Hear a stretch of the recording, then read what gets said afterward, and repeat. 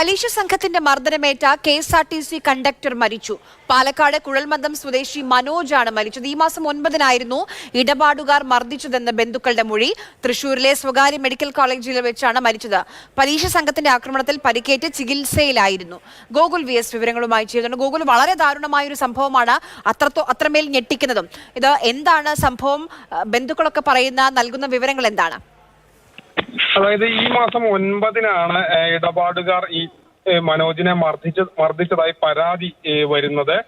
ഇന്ന് രാവിലെ മനോജ് തൃശ്ശൂരിലെ മെഡിക്കൽ കോളേജിൽ വെച്ച് ചികിത്സയിലായിരുന്നു. അവിടെ വെച്ച് മരിക്കുകയായിരുന്നു. പുറകിൽ നിന്നൊരാൾ അടിച്ചു എന്നുള്ളതാണ് ബന്ധുക്കളുടെ മൊഴി. ഈ പല സംഘത്തിന്റെ മർദ്ദനമാണെന്നാണ് ബന്ധുക്കൾ ആരോപിക്കുന്നത്. പാലക്കാട് കുഴൽമന്ദം, അതോടൊപ്പം തന്നെ നടുത്തറ വീട്ടിൽ മനോജ് എന്നാണ് ആളാണ് മരിച്ചത്. തൃശ്ശൂരിലെ സ്വകാര്യ മെഡിക്കൽ കോളേജിൽ ചികിത്സയിലായിരുന്നു. ഇയാൾ കൊടുവായൂരിലായിരുന്നു ഈ അടുത്ത് താമസിച്ചിരുന്നത്. അവിടെ വെച്ചാണ് ഇങ്ങനെ കൊടുവായൂരിൽ വെച്ച് തന്നെയാണ് ഈ മർദ്ദനമേറ്റത്.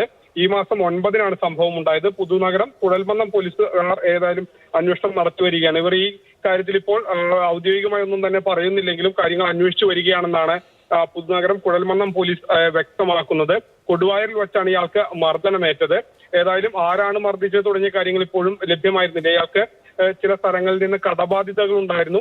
ഈ സംഘങ്ങൾ ഈ തരത്തിൽ വേട്ടയാടാറുണ്ട് എന്നുള്ളതാണ് പോലീസിന് ലഭിച്ച മൊഴി. പോലീസ് ആ കാര്യത്തിൽ ഒരു ഔദ്യോഗികമായിട്ട് കാര്യങ്ങൾ സ്ഥിരീകരിക്കുന്നില്ല. ഏതായാലും കൂടുതൽ അന്വേഷണങ്ങൾ നടന്നു വരികയാണ്. ശരി, വളരെ ആശങ്കപ്പെടുത്തുന്ന ഒരു വിവരമാണ്. പലിശ സംഘത്തിന്റെ മർദ്ദനമേറ്റാണ് ഇപ്പോൾ KSRTC കണ്ടക്ടർ മരിച്ചു എന്ന വിവരം പുറത്തേക്ക് വരുന്നത്.